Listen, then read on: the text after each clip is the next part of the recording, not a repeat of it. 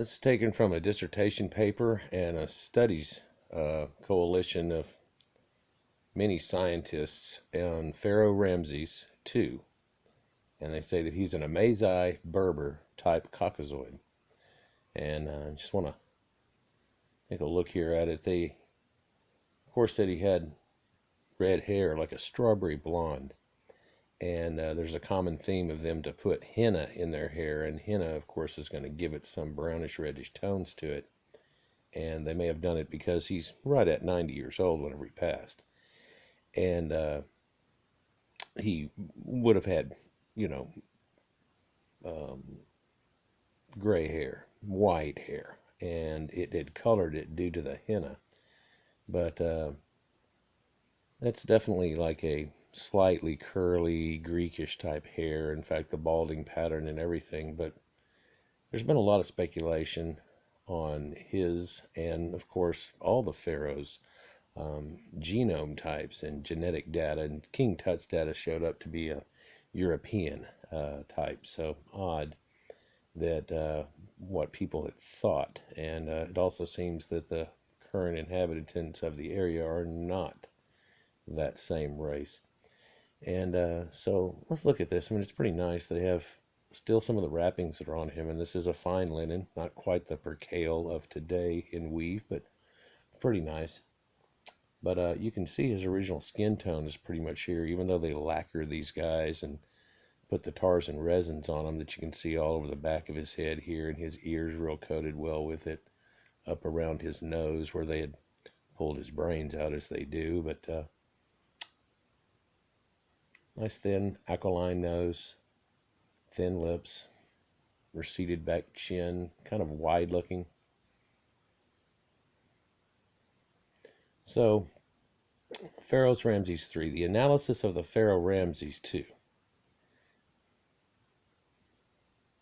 The mummy was examined in 1886 by Gaston Maspero and Dr. Fouquet, the first thorough investigation of the mummy. The investigations were carried out with the means of the time, detailed observations of the body, and various measurements. In 1974, to determine the causes of death of Ramses II and other mummies, including the Renepta investigations, were undertaken under the direction of Maurice Bucaille, with Egyptian colleagues and a dozen other French collaborators in various medical disciplines. The results were communicated, among others, the Academy of Medicine and the French Society of Legal Medicine. His book, The Mummies of the Pharaohs and Medicine, presents the final results in his research. Now, many modern techniques were used. Radiology and endoscope explorations, where radiology is advanced x-rays, and endoscope explorations are where they take a small micro camera and run it around in through the hollow body there and take looks around all over the place and things like that. Great importance, investigations in the dental field, so looking at his dental morphology and the way his jaw structure is and all the things that go along with it. Microscopic research, forensic, things like that. A find of great importance due to the use of the X-ray films of high sensitivity allowed to show the existence of a very serious injury to the jaw of Ramses II. Extensive osteomyelitis. Osteomyelitis is a bone infection, and it'll get to your marrow and it'll take you out. So it's not anything to mess with. In fact, modern antibiotics are the only thing that can save you from it, and it has these specialized ones. Anyhow, let's continue. Of his lower jaw and of dental origin. So like an abscess tooth that went crazy and got in there and really infected into his jaw. Maurice Bucaille concludes that these injuries were probably a fatal condition, that the king did not have other undetected serious injuries due to the inability of examining of the chest organs associated with mummification. In other words, they pull all the organs out and all the different things like that, so they really couldn't investigate, anything like they would a cadaver. And that could be the Pharaoh who pursued Moses and the Hebrews, by the way, for he died in frightful suffering resulting in total physical disability. A study of the mummy Ramses II, the museum man in Paris in 1976, concluded that the Pharaoh was a leucoderma, Mediterranean type, similar to that of North African Amazigh. Now, leucoderma means pale skin. The Amazigh people are a people that look very much like people in England and Ireland. There's a whole lot of blonde and red-hairs in there and stuff. Very pale people, even for being around the Mediterranean. And having been there for years and years and living all day in the sun, they don't quite get as dark as some other people that have a little more olive touch in their skin. So Pharaoh Ramses II of the 19th dynasty is generally considered to be the most powerful and influential king that ever reigned in Egypt. He is one of the few rulers who has earned the epithet the Great. Subsequently, his racial origins are of extreme interest. In 1975, the Egyptian government allowed the French to take Ramses' mummy to Paris for conservation work.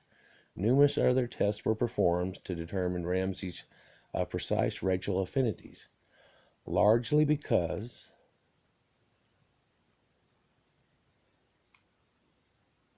of the Senegalese scholar Cheikh Anta Diop was claiming at the time that Ramses was black. And this is a man that's come out and said that, oh, all the pharaohs and everybody was all black. Everybody was black. It wasn't just the West African primitive people. They were.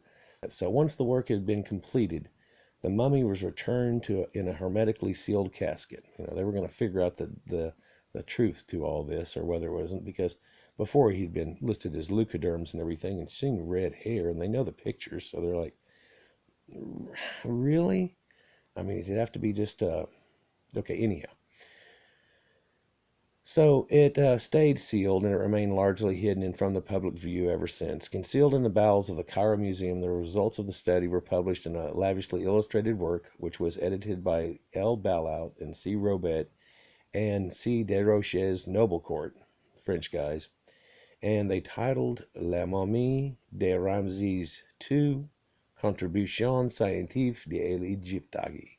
So they basically are doing a mummy of Ramses II and his contributions scientific of Egypt. Professor P.F. Sicaldi, with a research team behind him, studied some hairs which were removed from the mummy's scalp. Ramses II was a 90-year-old man when he died, and his hair had turned white. Sicaldi determined that the reddish-yellow color of the mummy's hair had been brought about and strengthened by dyed with a dilute henna solution. It proved to be an example of the cosmetic intentions of the embalmers. However, traces of the hair's original color in youth remained in the roots, even into advanced old age. Microscopic examinations proved that the hair roots contained traces of natural red pigments, and therefore, during his youth, Ramses III had been a red-haired kid, and so that's the reason that they had dyed his hair back to his youthful color. It was concluded that these red pigments did not result from the hair somehow fading or otherwise altering post-mortem, but did indeed represent Ramses' natural hair color. They actually took people's hair samples and ran them through and put them through the natron processes and things, and then looked at what those look like, and they're like, oh, okay, so it doesn't change anything, especially down into your scalp. And he determined from their oval shape that Ramses had been syometric, which means wavy or slightly curly haired, but not tight. Finally, he stated that such a combination of features showed that Ramses had been a leucoderm, white-skinned person. And this is Balaut in 1985. Balaut and Robet were under no illusions as to the scientific significance of this discovery, and they concluded as follows. After having achieved this immense work, an important scientific conclusion remains to be drawn.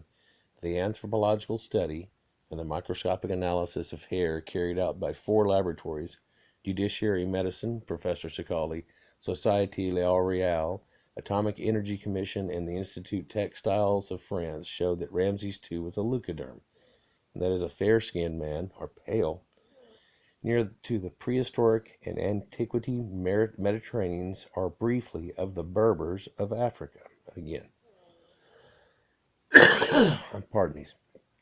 It is interesting to note that the linked to North African Berbers, some Berber tribes, such as the Riffians of the Atlas Mountains, have incidences of blondism reaching almost 60% in average, and they have a percentage of red-haired people which is comparable to that of the Irish. And this was way back when Kuhn and Hunt did it in 1966. These facts uh, have not only anthropological interest, however, but also a great symbolic importance. In ancient Egypt, the god Seth was said to have been red-haired, and indeed he's depicted that way, and redheads were claimed to have worshipped the god devoutly. Wainwright recognized these things back in 1938. In the Ramses study cited above, the Egyptologist Desroches Noblecourt wrote an essay in which he discussed the importance of Ramses' rufous condition, or redhead condition. He noted that Ramsesides, the family of Ramses II, were devoted to Seth, with several bearing the name Seti, which means beloved of Seth. So Seti is also a red-haired man, and anyone that has that epitaph is going to generally be of that. There could be even more, but in general, she concluded that Ramsesides believed themselves to be divine descendants of Seth, with their red hair as proof of their lineage. They may have been used this particular red-headed physical feature to propel themselves out of obscurity and into the throne of the pharaohs. Desroches Noblecourt also speculated that Ramses II may well have been descended from a long line of redheads through the dynasties. Her speculations have been proven correct. Dr. Joan Flesher, a consultant to the British Bianthropology Foundation, has proved that Seti I, the father of Ramses II, had red hair. And Parks proved that in 2000. It has also been demonstrated that the mummy of the pharaoh Siptah, a great-grandson of this man, also has red hair. So it's a trait that's passing. This is in 1994, whenever they were investigating those mummies. We may also note that the anthropological description of Ramses' mummy, which was written by the biblical historian Archibald Sayce. The 19th dynasty, to which Ramses II, the oppressor of the Israelites, supposedly belonged, is distinguished by his marked diocephalism of long-headedness. Diocephalism is just a stretched head or a squished head, and babies get it from laying on one side too much or in the back of their heads. Anyhow, his mummy shows an index of 74, while the face is an oval with an index of 103. So it is descended there, 24% descended, but I believe natural is like 14, 15. The nose is prominent but leptohrine and aquiline. So in other words, it's a white person's nose with white person's broadness and features, and the nasal slits are in that same guise. And the jaws are orthognathous. Orthognathous is when your jaws are pulled back, not stuck out. Negroid people have a pushed out jaw, or what they call prognathic, where it sticks out more and even past their nose quite frequently. So this is the actually opposite of it. There's an in-between too, and he's not even buck-toothed. The chin is broad, the neck long, like the fingers and nails. The great king seems to have had red hair.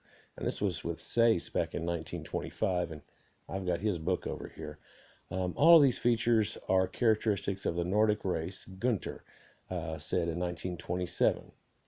And finally, we should note that Professor Raymond Dart declared that the Nordic race was the Egyptian pharaonic type, when he went out to state specifically that the head of Ramses II is pelagic, ellipsoidal, or Nordic in type.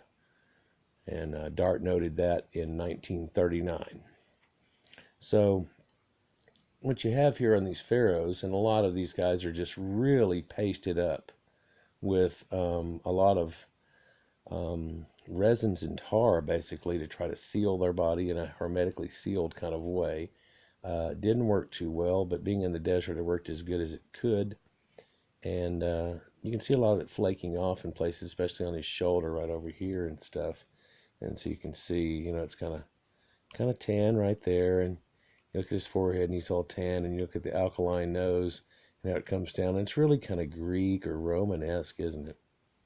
So here we are, in the little blonde hair and stuff off of it. And yeah, so a great lineage of them, at least, was redheads. And an interesting side note here is that they've dug up nearly 1 million of these mummies of commoners, not the Egyptians, but commoners, out in the large graveyard, or the necropolis area and they seem to be buried in groups where everybody here is blonde-haired and everybody over here is red-headed.